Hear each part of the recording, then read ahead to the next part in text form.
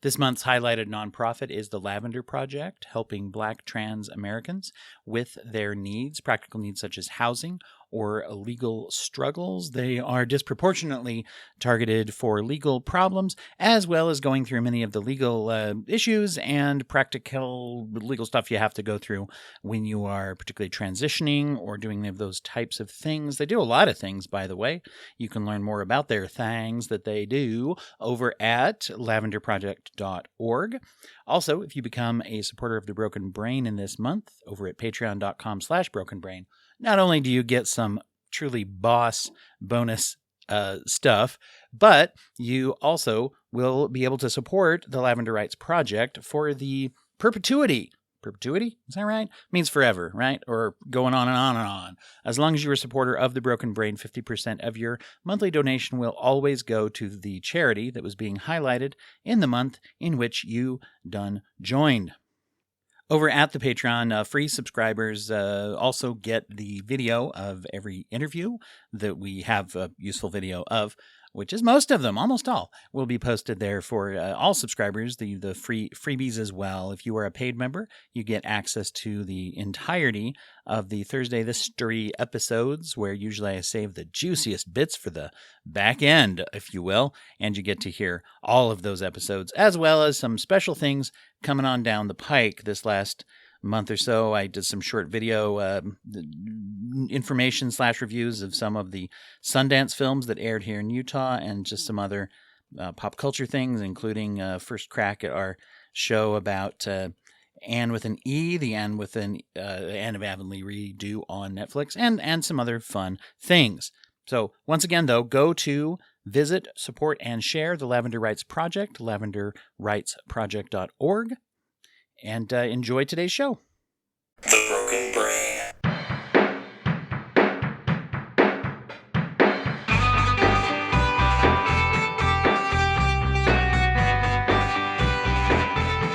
Recording in progress. Hey everyone, welcome back to The Broken Brain. It's me, Dwight, here with you again. We are looking into the intersection of psychology, culture, and health, and we are looking at a very powerful element of that we haven't been able, we really haven't had an opportunity to cover for quite a while, and I'm going to guess not to this degree, maybe ever. Maybe it's the first time. We're talking a little bit about burnout and the role that plays, along with some other elements of what to do about it. I'm joined today by Dr. and author J. Paul Luftman, who is the author of The Widowmaker's Gift, the balancing science and well-being in healthcare. Dr. Luftman is also the founder of the organization Saturation of Sound, and we're going to talk about some of his journey going through pretty severe, as you can, as people will get to know here, pretty severe experiences that led you to some pretty serious look into the way that people can heal and the way that people can protect themselves. So, Dr. Luftman, thanks for being here. Thanks for having me. Appreciate it. Well, let's dive into the talking about the widowmaker's gift. There was a phrase that jumped out at me here, which is a widowmaker heart attack. It was it's pretty, well, first of all, it reminded me of, I think it was Pecos Bill's horse. I don't recall in folk tales if that was I think his horse was named Widowmaker, if I am remembering correctly, because it killed guys, I guess, was what that was. Yeah. So I'm going to go ahead and guess that means a big heart attack. I'm not a doctor. Yeah. Yeah. It was so named, a few decades ago. And the specific type of heart attack, typically in the artery in the front of the heart, gets blocked suddenly. And, both the mortality and the morbidity rate, meaning the complications and or death rate from it, tends to be much higher than, let's say, your standard heart attack. And so, I was given that colloquial name. I happened to experience that in the midst of, what at the time for me was years of stress and trauma and burnout and all kinds of things that were happening when I otherwise on paper looked good. The glamorous stress-free life of an MD. Yeah, exactly. And I think that, in going through that experience, and I just learned a lot about myself, and I learned a lot about things that were happening, talking to people in our industry who were really struggling. And I think, as we all know, I know it's obviously very, I don't know, it may be too obvious to even talk about that. We wounded healers struggle with these things as much as anybody in our population, in our community. Yeah, And absolutely. it's hard to talk about. It's hard to admit. Well, and we expect so much. I think our culture, first of all, for many of us out here, especially in first world nations, that we see, our culture revolves often around stress, some certainly more than others. I remember the first time someone offered me a piece of caffeinated gum, and I thought, okay, we're on some certain track. That tells you something about it, right? If we can jam caffeine into anything that we ingest, we will. That tells us something. We've also had Chris Revel, who's a recurrent guest on here, was a healthcare social worker. And during the height of the pandemic, when people were talking about the stress placed on, he told me that he kept seeing people saying like, "Oh, healthcare workers, all they're getting is a pizza party." And he said, "Yeah, it reminded me of when our boss sent an email out and said we're giving everybody a pizza party with no date on it, and it never happened." So he's like, "I didn't even get my damn pizza." So anyway, the expectations of I think stress has gone up for everybody in our society, and as you notice there, it's hitting in the healthcare field. There's a dynamic there that almost encourages it, right? Yeah, I think so. I think many people would say the system is broken, and just sort of sit in that and just wallow in it. And I think we all know what we're dealing with here in Western medicine and the United States specifically.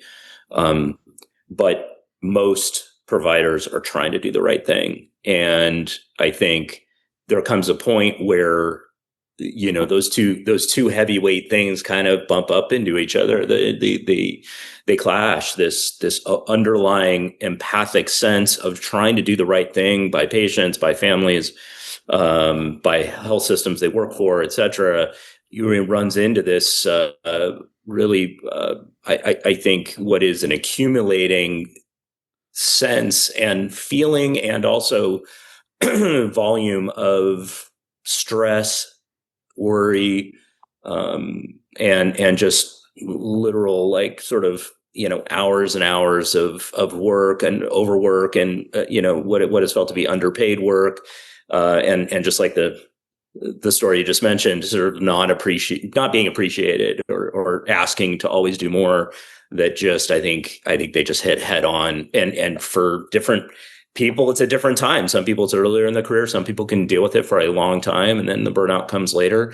But I think what's so telling, and I did write about it in the book, is I had a mini reunion with my med school friends. We all went to school in the 90s, and we're all in our early to mid 50s, and to hear so starkly how almost everyone, without exception, is like, when is early retirement here? When I'm going to be done, I'm moving into something else, is so striking, right? Because it says a lot about that. And these are people, some are in academia, some are at universities, some are in private practice, some are at HMOs, across the board, right? Everybody in all sort of facets is just talking about that it just seems unsustainable for them. So, that's sad, not only for those individual people, but for their patients and their communities, and then for the larger health system as a whole. So, yeah, I think there's a lot to talk about. What I also talked about in my book, just to pivot quickly on this, because I think it's important, is one of the things that's so prominent is that many of us are wounded healers, right? And we've got these underlying things. And if we don't see that and try to take care of it first before trying to think about the larger health system or the other things that are going on out there that we're trying to fix, because it's easy to fix when you're a fixer. I think the burnout just makes it worse, because you can't take on the whole health system. You can't take on politicians who and the aspects of, like, how the hospital systems are dealing with insurance companies that are dealing with Medicare, and it ain't going to happen. And no one of us, or even small group of us, can be able to combat that. And then you fall into that sense of, like, feeling like a failure again because you can't fix it, and your whole life has been trying to fix. So I do talk a lot about that in the book, and I think it's a salient point to kind of fix what's going on inside before you start branching out into the larger issues. It's such a balance of trying to find where do I enter in as an individual. I mean, I think we know that action is a form of self-care, but when we can't think of what to do, that's right away very frustrating. When you suffered your heart attack, what kind of, can you tell us a little bit about the thought process that you went through after, maybe a little more than during? I don't know that, but in the after effects of that, the aftermath, what was your thought process like? Yeah, I did spend some time on this in the book because I had a dual sense of being a little bit lost. I didn't really get clear answers as to why this would happen to me, and all the traditional risk factors weren't there for me that, all the providers talk about in terms of lipids, cholesterol, smoking, family history. I didn't have any of that stuff. And stress as a risk factor is so vague in this space. So I got a lot of kind of blank answers as like, I think this is why this happened, but I'm not sure. And so I was living in that space of like, I don't really know exactly why this happened. And excuse me, I'm having trouble getting someone to really answer this for me amongst these are my colleagues I'm going to see. And at the same time, I had this weird, vague notion that this might have happened now for a reason, that I was having sort of almost premonitions or some type of feeling that it was going to happen before. And almost like my body waited until I had the strength and some of the tools that I needed to actually recover from it. And again, I don't want to go in depth into how I describe that in the book, but there is a lot in there about the things that had sort of just by serendipity almost like landed in my lap over the few years prior that I started to do, including meditation and sound baths and sort of reading about esoteric principles and quantum physics and all kinds of things that I talk about in the book that I feel like somehow, allowed me to go through this and not get into more worry after getting sick like this. Is this going to happen again? That I could sit with it and go through a healing process that was more, I don't know, not natural, but, it was something that I could sit with and say, all right, I have the tools now to get through this. Whereas maybe a few years ago, I wouldn't have been able to. That's interesting. And it sounds like I don't know, maybe if you had been a smoker, it might not have had the same impact because you just quit smoking. Well, hopefully, right? I don't want to minimize the difficulty of no doubt that, but if you had those risk factors and they're like, yeah, go for more walks and throw out your cigarettes, it would be like, well, okay, I can do that. But maybe in some ways, because there was a lack of answers, you had to really find some answers that were a little more, maybe even more important than those risk factors. Yeah, no question. I think that it led me on a journey that was incredible. And, I put a lot of things in the book that I hope to talk about in speaker series, live sessions, whether it's at hospitals or residency programs or training, therapy training programs, because I kind of just got motivated in whatever way to just take in all this information, books and podcasts and lectures that I never really had a lot of interest in before. And all of a sudden now this sort of one led me to another. And it went to this whole area that was above and beyond, taking cholesterol medicine or trying to exercise more. I was already, I think I mentioned in the book, I was already working out. I had done a hike, like a 1,500-foot elevation hike, about 36 hours before I got sick, and had no symptoms and was good. And, I wasn't perfect taking care of myself. I mentioned having a slice of pizza, pepperoni pizza the day before, but that did it. It wasn't perfect. Could have put some veggies on that pizza, right? Yeah. No, exactly. But I was doing I was doing a lot of those things, and I felt like I had a pretty balanced diet, and so this was a big sort of right turn into this whole other area. And then during lockdown, I really got compelled to write, which I had never done before, and yeah, that led me to some other things. So yeah, it was an interesting process of sort of expanding my awareness into these other areas. And as I did that, I felt better. It took a while, and I think at the beginning I felt a little bit more anxious, but then as things sort of progressed, I was like, yeah, I can lean into this information, not in a belief system, but just in a knowledge that there's more going on that my human brain can't quite understand. Mm-hmm. One of the interesting things I was reading in some of the notes about your work is the role that being on autopilot can play in burnout. And I wanted to ask you about that. Yeah, I think it's such a critical thing. And I think that we don't know what we don't know. I wrote it in the book. I know it's cliche, but even those of us who have spent time taking care of patients and going through classes and studying and learning, and who are, let's say, on the more intellectual side, you would think that in the process of doing that, we would understand what our consciousness is sort of tapping into. But we live in an environment where control over our day-to-day has become, I think, inherent in the vast majority of us. And so I talk about in the book, I think that until you sit with your feelings and your thoughts for a little bit in a quiet environment without distractions, you don't really see how automated you are living, right? And so I love that, sort of I'm a human doing and not a human being thing. That quote sort of resonated with me as I went through this, of just like, yeah, I'm just washing the dishes the same way. I shower the same way. I tend to eat the same food and the drinks I pour and the way I drive to work or the way I talk to my kids. There's a comfort in that I think all of us develop, no matter who you are. Mm-hmm. And then when you stop, especially if something happens to you, but also if you stop and you start watching what that inner voice is telling you, that's a part of this day-to-day thing. I think you start, most of us who I've talked to, I don't want to say everyone, I don't want to be generalize it to everyone, but the vast majority of people I've talked to now and researched, they say the same thing. It's like when I slowed down and I started looking at what this voice is saying to me. I mean, even my closest friends would never talk to me like this.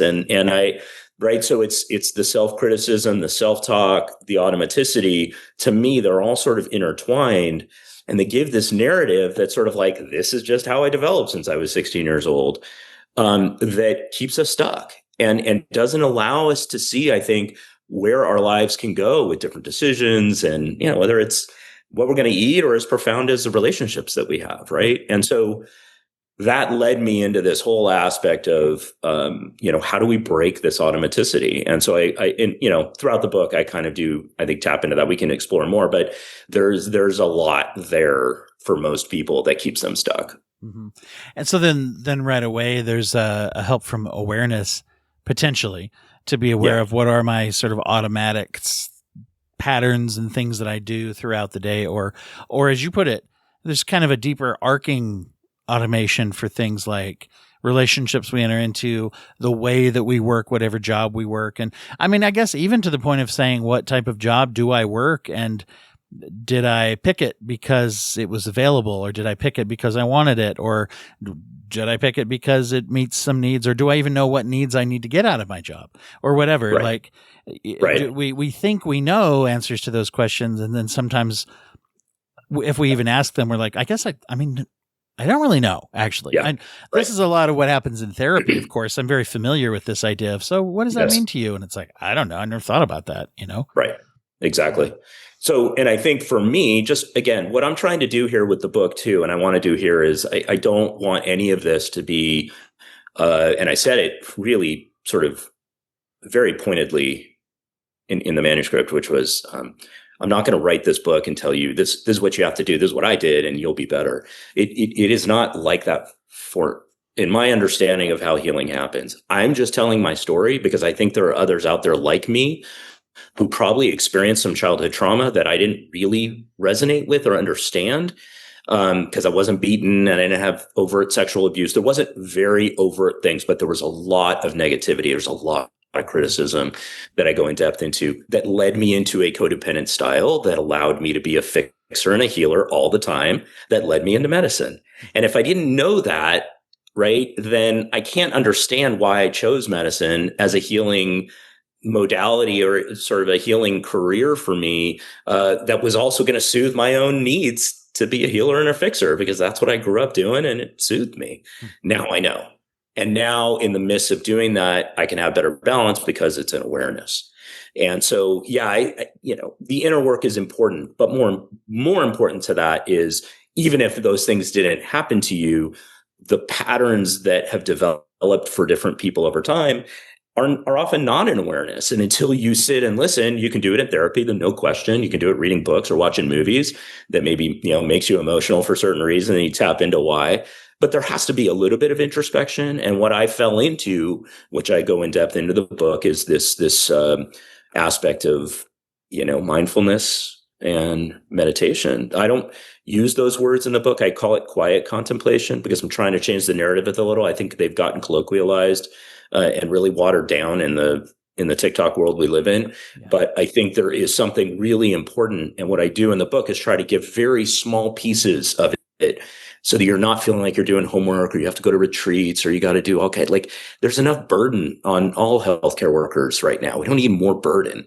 We need alleviation of it. And so that's really the tact that I took to try to bring in. Yeah. I'm noticing a lot of times when people are, especially people that I'm interviewing who have intriguing and interesting things to say and ways to say them, one of the things that keeps coming up is the need for specificity. We have to keep sort of, I don't want to say outpacing, but as things become well known, they then become sort of commoditized, or they become shallower, sort of thing. Like take what you just said, like meditation.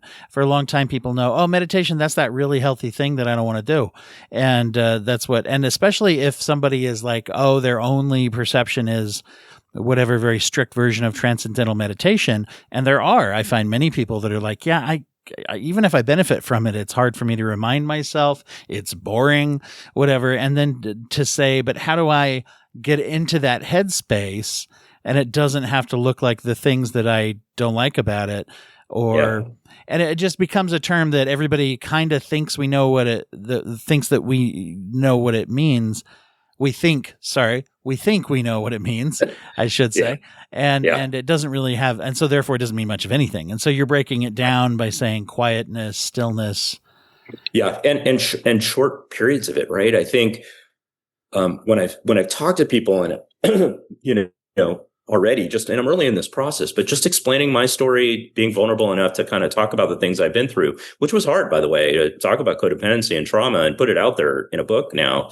It's not easy. And so what was the reason I did this? It wasn't so that, I could feel bad, or other people would have, my people in my family would feel bad about it. It's to just explain, like, hey, others out there, you may be experiencing this. And until you turn off that radio for a minute while you're driving and kind of watch what your brain is doing in that 1 minute, that you are not, it's going to be hard for you to tap into what happened to you. And I would rather it happen before you have a widowmaker and maybe don't make it, or you get cancer or have immune disease, or, whatever thing is going on that now is physical, because the years of the stress have accumulated where your body is now going to have a tough time really fighting it off. And it's going to, it's going to affect you. Let's see if we can do this in a space that is reasonable and, again, not burdensome. And so, I think the Eastern practices, there's a lot there. It's too much for us even to talk about today, but there is so much evidence, right? So now in this day and age, this is the last thing I'll say on this, because I think it's so powerful, but the difference between, let's say, 50 years ago, when people started, the Tao of Physics came out and people started looking at sort of how science and spirituality may overlap, and got some interesting inclinations into how quantum physics and our bodies sort of match up. And it looks like there's something going on that's above and beyond what we can describe with consciousness. All these things were really esoteric, and there was no data, and now, starting late 90s at Harvard, we've got data showing significant, not just improvement in well-being, but brain changes, right? With contemplation, contemplative practices. And so it's very different than what it was before, in my mind. There really has been a shift. And there's a lot of really good literature to support that these things are powerful. What term I want to use? They are not just predictors, but also they are interventions that can improve outcomes in human beings. Mm-hmm. And now the goal is, you're right, it's hard for people to do it, whether it's boring or can we do it in a way that there's little, I call it aliquots, is, the lab term, but, just sort of little things added up over time that make a difference, that can be done just for a minute in the shower or while driving, or just for a minute while going to bed, that it's not overly burdensome. Anything is more effective if we're actually going to do it, right? And that, to me, that's something I find myself saying all the time, is like, there's lots of effective, healthy things to do. But first of all, I have to find a way that I'm going to do it. What did you call that? Aliquations? Is that? Aliquot. It's like the aliquot, I don't know that term. Like the drip drop of like adding in a chemistry reaction, a little bit more, a little more of the enzyme here, a little more of the enzyme here, just sort of like titrating in a very sort of like small way. And then what I think happens, and what I've experienced and what I've read, is that the sort of awareness of improvement is not like all of a sudden, oh, my depression is eased up but like, wow, previously when my kids were like screaming at me, like I was yelping back like right away and now all of a sudden I'm pausing for a second and I'm like, wait, I don't need to react to that. Like, yeah, I need to have a response and I don't want my kids doing this, but like there's a brief space that comes in all of a sudden now, right? So that's where it starts adding up and you start seeing improvement, right? It's that little bit of awareness that starts building, and then over time it improves. That's what I think is the long-term benefit from it. I'm curious, what are some of the ways that people can do that for those little bite-sized chunks? And I mean, this kind of bridges a little bit into another thing, which you talk a lot about, the role of sound and the use of sound. Yeah. But so yeah, what are some of the ways we can tie ourselves into these little bite-sized chunks of meditative thinking? So example I wrote about in the book is just driving and listening to a song, right? I mean, you hear a song that comes on that you've heard 100 times, right? And your body goes into automaticity. You can those lyrics, like you don't even have to think about it. You're driving, that's on automaticity, and you're just singing these lyrics and the melody. I was like, when was the last time you stopped? When I say stop, I mean like take your awareness and focus it on that song for 30 seconds. Not just the, oh yeah, I know this lyric, but what is that stanza? What is that part of the chorus? What is it saying? Like, let me think about that for a second. What is that word? Why does this resonate with me? Why did it get so sticky? And so, that can be a powerful thing. I think in the shower, something as simple as just pivoting here, feeling that water on your back, feeling it trickle down your hands. It's what we do in meditation too. It's bringing awareness to our sensations that hones our brain skills in and takes away. It's a like laser versus sort of like bright light going everywhere. It really focuses and hones in. That seems to be the secret sauce. That awareness, that honing in, seems to bring awareness in other moments when you really need it. Eventually generalizes. But it can be very simple like that. I don't think it's a really, massive process and I mean, if you want to do that, that's great. You have a weekend, you want to go to a meditation retreat, I'm all for it. Like I would never talk someone out of it, but I know most people just don't have time. Right. And in their busy lives, they're trying to manage family and kids and money and work. And, it's a lot. And so, yeah, I think it's those small little things that can make a huge difference. And, what we teach in mindfulness courses is, when's the last time you felt your buttocks on that chair? Just for 10 seconds. Just take your awareness, close your eyes, and feel your buttocks there. And you would think, well, what's that going to do? Well, in the moment, nothing. But if you do it enough times, I really think you're going to see a difference. I think the vast majority of people do. Yeah. Yeah. There's been some of the things that are exciting to see is when they do study the results of this kind of thinking with mindfulness. As you mentioned, we now have a lot of that evidence. And what we don't think of, we tend to think of these as just reactive strategies of this will help me calm down for a minute. But actually they find that our brains go into relaxation state or a state of rest more frequently when even when we're not purposefully doing it. One of the things, as someone who works in addiction a lot, I found really interesting is that those that go into meditative or mindful states tend to use less intoxicants, even if they are not trying to use less intoxicants. Not like, Yes. oh, yeah, I mean, so you can certainly see results in an addiction program if we do meditative techniques. But if someone's just like, yeah, I just actually am just trying to be mindful and do meditative, they're more likely to use less alcohol or recreational drugs, even if they don't have a substance related problem, right? That they will just tend to use less. Yeah. Yeah. I think in my own story, what I also talk about is that I realized that my codependency, I mean, I went to CODA, I went to a 12-step program, and I sat there and said, I can't believe I'm here. I've prescribed this type of program for a lot of people over the years. Now I'm sitting here because I'm addicted to helping other people. And my life has become unmanageable, as if I was addicted to a substance. And so as I went through that process, and just like you talked about, bringing in this mindfulness piece that was important for me, I realized in talking to so many people that were in the circle of mindfulness I was in, because I was in a program that had a lot of addicts, a lot of people that were in recovery, that my brain worked the same as theirs. It just did. I wasn't addicted to a substance, but I was addicted nonetheless. And so I think I saw the analogies there and the comparisons between, someone who's dealing with substance recovery and someone who is they could be addicted to shopping or binge watching Netflix, right? I mean, there's all kinds now that we're exposed to. And I think the what you talked about, that sort of bringing into our brains this different pathway, seems to just, without necessarily having it be voluntary, in an involuntary way, brings us into these different patterns that all of a sudden are an awareness and are probably happening subconsciously when we're not aware, and therefore they're leading to outcome improvements that we're not having to put steps into to say, like, I can't use, or I can't say this to that person. Little by little, it just wires us differently. And I think the data backs that up. In my mind, it's just a matter of making it a little bit more user-friendly. I wanted to follow up, too, on your use of and recommendations about the use of sound. Obviously, when you founded a saturation of sound and just kind of some of the elements of how we can use that. Yeah, so this was, thank you for asking. I do want to sort of explain the difference between the book that I wrote and this business that I started. The book is sort of step one of the business as I see it. The Saturation of Sound moniker, and my website is saturationofsound.com, and all of my social media is under Saturation of Sound.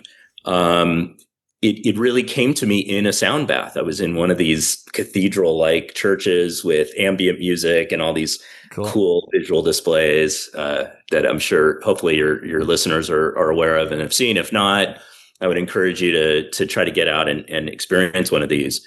And I had a really kind of mystical experience. I'm really, a grounded physician in Western medicine and science, and yet I can't explain, the sort of other place I went to in this moment. I do explain a little bit more in the book, but it's really hard to put into words. And this saturation of sound came to me, in that, like, as I was sort of walking out of this thing and driving home. And it, to me, it has double meaning for our current world, which is that we're saturated in sound being a proxy for just inundated by stimulus. It's nonstop, right? I mean, the phones and the computers and, TV and everything going on around. There's a FOMO that happens, right? Where everyone's got to know what everyone's doing and the latest trends. And that saturation of that is so, I think, it's brought us to a point in history now, the human race, where our brains are overwhelmed. We don't have to go in depth into that, but I think we would all agree, especially those of us in healing areas, that it's incredible how much is happening to people's brains. And we can be saturated in sound also, right, in a positive way. So I liked it because it had double meaning. It's negative, and then there's this positive side where, in the midst of a sound bath, if you're really sort of doing this focused attention and letting the sound kind of take over, and then your brain goes into these thought waves and like, oh, shoot, I forgot to get this at the market, and I got to pick this up on the way home, and I forgot to do that at work.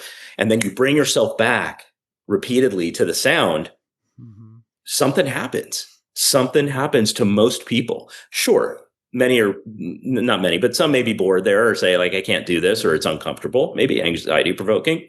But for many, when they do this repeatedly, all of a sudden, some of those shifts start happening that we were talking about, whether it's TM or other things that are all of a sudden changing the way the brain is seeing things. And so that's what I want to do. Again, make it so that, you don't have to go to a sound bath, but there might be something you could put on your own phone for a minute during lunch when you're in between patients, or maybe for 30 seconds when you're washing your hands between patients, that can bring you back into that focus and bring you back into that awareness. What am I feeling?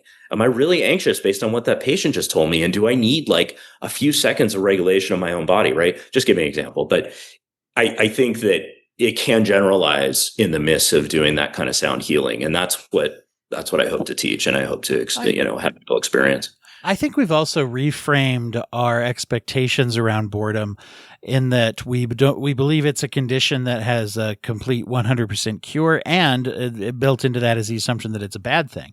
Where we used to have, I remember that area between when I had a cell phone, but it wasn't a smartphone, and I didn't have one for a little longer than people around me did. And I remember particularly one of the first times that I was waiting at a restaurant, and we were like waiting for a table, and I was with a group of friends, and everybody had a smartphone except me. I had it was a Palm Pilot handheld thing it had a phone in it, and it had a little tap, it had a keyboard on it, by the way. Yeah. So if anybody out there is familiar with a hard keyboard, they used to have those before it was all glass. But I remember like watching everybody else looking at their phones and being like, I don't know, I don't relate to what they're doing. Now I look back and say, I don't relate to not doing anything while I'm waiting for something. If that makes sense. And there's a value if we're all in a place that's boring and we have to think of something to say or do, or just do nothing, and our brain is cooking on things in the background, like we don't have that experience anymore. And I think trying to embrace the idea that, a state of boredom is not something that we necessarily should try to be avoiding all the time. Yeah. No, I agree.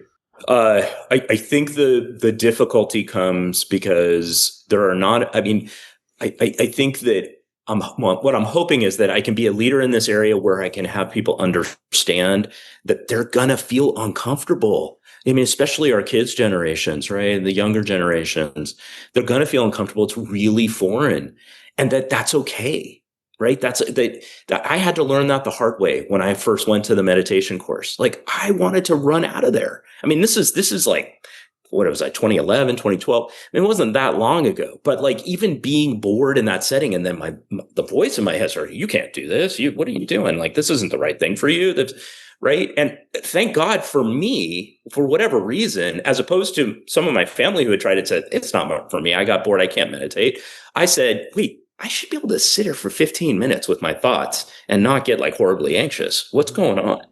Right. And I think that's the thing. I think it's that initial stage of dipping into this, whether it's boredom, spending time alone, silence, turning off the phone, and that has to be kind of worked through, because I think it's a little bit of a two-step backward before you start leaping forward and you start realizing what your mind is doing. And so that's what I hope to teach and to help people understand, is that I think the vast majority of people can break through that. And then they're probably going to feel a little worse at the beginning. And that's not why meditation is failing for them. It's why they probably need to do it a little bit more and then see what happens as they bring in these little pieces throughout their lives, and then try to look for outcome improvement as things change little by little. Do you feel like the benefits of a lot of these mindful exercises are like kind of trying to distract ourselves into that present state where our brain is doing the things we're describing? Yeah, I think there's a piece of it that's that. I just think we've made so many gains in medicine and lifespan and health and well-being over the last 100 years, let's say, because of the advances in our technology and medical technology, especially. But I think what we've lost is some of the humanity of what it's like to be alive, and sort of to move on from like saying like, we shouldn't live like people lived in the 18th, 19th century. Life wasn't good back then. Well, I'm not sure that's the case. And I think we see that in again, the science of what do happy cultures look like, right? Outside of the United States, and they've gone to these cultures in Africa or in these small Asian countries, and people have happiness quotients way higher than us and don't have necessarily the amount of technology that we've had. And why is that? Because they've come back to a place, I think, that, or maybe never lost it, of having community, having silence, having moments of quiet contemplation, that we've lost. And so I think there's a way for our culture to have both. I think this, overreaction that our culture has had to westernized everything, medicine included, is probably lost some of the humanity that we all need. And our bodies are probably screaming for it now. And that's why the rates of anxiety, depression, loneliness, right? All of these things that we can talk about endlessly. I mean, all of this is going up. And I think it's a result of the loss of this that I hope people can get back by following some of the things, at least that I've talked about or that have helped me. Do you find the sense of community was important for you in the healing process of trying to bring these elements into the way you relate to other people? For sure. I think one of the things that I've heard people say so much is that when they're in a class doing meditation, they feel a certain thing, but then when they're on their own, it's harder. And that may be just a class versus otherwise. I think that is important. I put it in my book. I call it Sangha because that's the sort of Eastern name for that community, which I think in Sanskrit extends beyond just like you're sitting with a group of people. But I think there's a collective consciousness that's important that goes into what healing means. And I think a group of people doing it together is more powerful. I believe, that's my own personal opinion. I don't know that I can prove that, but I think that there is some evidence leading us to believe that a collective consciousness seems to be powerful in ways that go beyond what we understand, but we can measure when they've started to look now at random number generators and other things that are sort of happening and changing because people are focusing on it in a group that makes a huge difference. So, I mean, I can go on about it a lot, but it's, in my opinion, I think the group makes a difference. It doesn't mean you can't do it on your own, and I think people will learn to, but I do think that there is benefit to having these things happen in a group, let's say, that can extend beyond doing it ourselves. And to me, that's what community was in my healing. So if I'm waiting for that table at that restaurant, it's good if I put my phone in my pocket for a minute. It's even better if all of us do. Yeah. Boy, I'd love to, let's get that study off the ground and see how we feel 30 minutes later. Do you think we can get a lot of restaurant meals funded? Maybe I can just go to each of them. Yeah, there you go. Observer. Exactly. You can be a foodie and do some mindfulness at the same time. I'll introduce a list of restaurants to the Institutional Review Board for that study that I like. But yeah, no, that kind of connection that we do have to ourselves as well as others. And I think that this is the kind of work, we have such a burnout oriented culture. And as you had said, I can't remember, I may have said this as we were setting up the mics and things, this work has taken you beyond just healthcare to then look at how this impacts everybody. And you look at just the pace and the expectations that we all have from a very young age of like, we got to go to this thing, then that thing, then this thing, then that thing. And yet, are we really experiencing the things that we're supposedly doing? So I just think it has a remarkable potential for need out there for this kind of a message. And I hope you're right. I wrote the first book because I was called to write it as a wound, what I term myself as a wounded healer. And I know that term's out there and it's well described in the literature and goes back to Jung and ancient days of Greek mythology. But I see it that way, and I wrote the book from the standpoint of like, hey, I know what you're going through because I'm sort of there, and so that first book, my first book, really sort of is honing in on that aspect of it. But I think what I want to do with the business, and hopefully I can start an arm of it that's also nonprofit, is to get out and really have some reach with this to the community, because I think that, yes, across the board, and what I've been healing, book's only been out a couple of weeks, but already what I've been hearing from, let's say, family and friends that have got it, that have read it, that aren't in the healthcare field, is that although they can't really directly relate to some of the aspects of studies that I brought up and things in healthcare workers, they can relate very well to the moments of quiet, the moments of peace, the anxiety, the burnout in their own areas, taking time in the midst of their busy lives, and other things that I talk about in the book. So yeah, I hope you're right. And, my goal is to eventually, branch out and try to reach people through the saturation of sound aspect of the business. Well, and it's funny that you mentioned here as we're coming up to the end of our conversation. You already mentioned that you are building and working on making a branch of the saturation of sound as a nonprofit. And it's fortuitous that you mentioned that, because I always like to ask everybody on the show if they have any charities or nonprofits that they're near and dear to their heart and their lives that they would recommend to listeners. And so there's one for us to watch for, first of all. But then, is there anything you would recommend to people out there as a charitable effort that means a lot to you? I mean, the Doctors Without Borders, I think, has been something that I always, even going back to the 90s when I first started, I think the group has done amazing work. And, I really give so much awe and respect to those who get out there and treat the least fortunate of the least fortunate around the world, as we're all humans, and it's thankless work and really amazing. So I've always been really inspired by the work that they do, and so I would say that that would be the one that comes to mind first.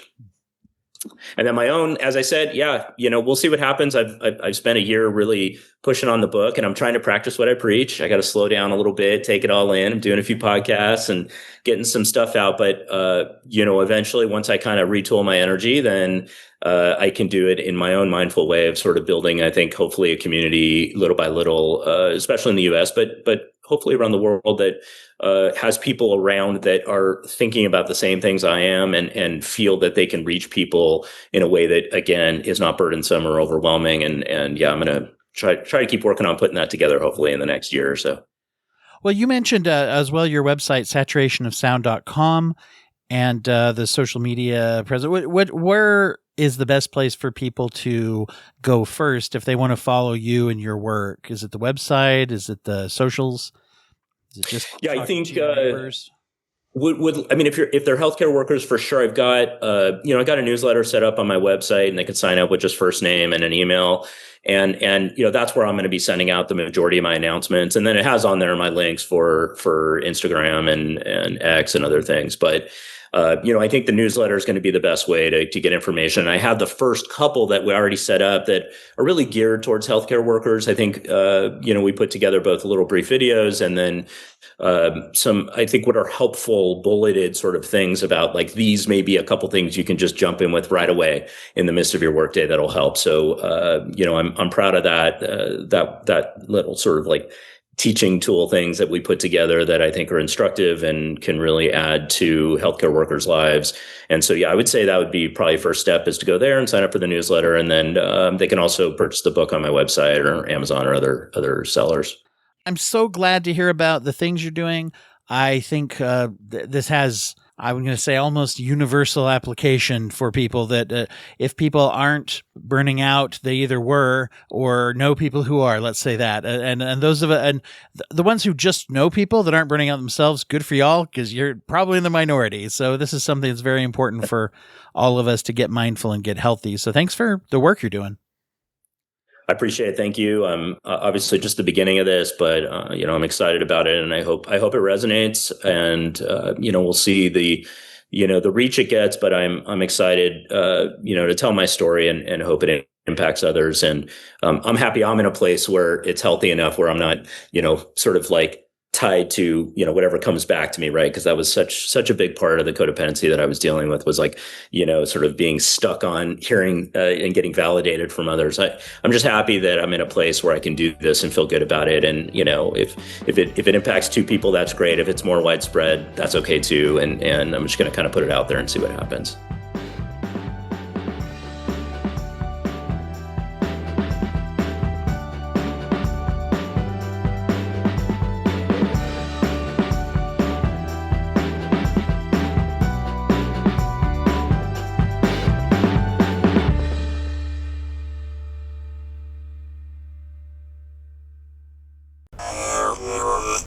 Thank you for listening to the Contempt Arts Podcast Network. To listen to more Contempt Arts shows, visit contemparts.com.